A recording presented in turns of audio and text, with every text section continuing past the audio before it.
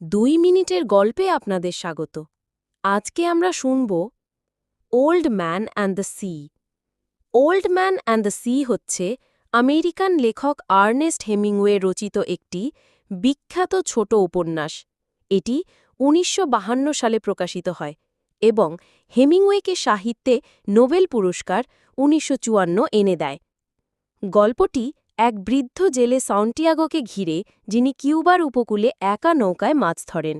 তিনি টানা ৮৪ দিন কোনো মাছ ধরতে পারেননি, ফলে তাকে অভাগা মনে করা হয়।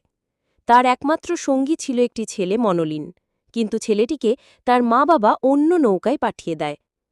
৮৫তম দিনে সান্টিয়াগো গভীর সাগরে গিয়ে এক বিশাল মার্লিন মাছ ধরেন।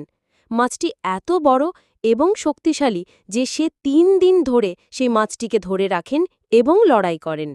শেষ পর্যন্ত তিনি মার্লিনটিকে হারিয়ে জয়লাভ করেন। কিন্তু ফেরার পথে বড় বড় শার্ক এসে মাছের দেহ খেয়ে ফেলে।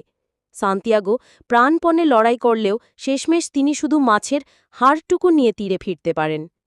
এখানে গল্পের মূল বার্তা: মানুষের সংগ্রাম ও আত্মবিশ্বাস, প্রকৃতি ও জীবনের প্রতি শ্রদ্ধা, পরাজয়ের মাঝেও বিজয়, একাকিত্ব, সাহস ও দৃঢ়তা। তাই বলা যায়, old man and the sea কেবল মাছ ধরার গল্প নয়, এটি মানুষের জীবন সংগ্রামের প্রতীক।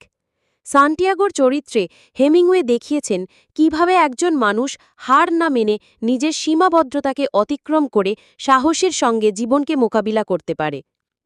পরের গল্প শোনার আমন্ত্রণ জানিয়ে আজ এখানে শেষ করছি। ধন্যবাদ। ভালো থাকবেন।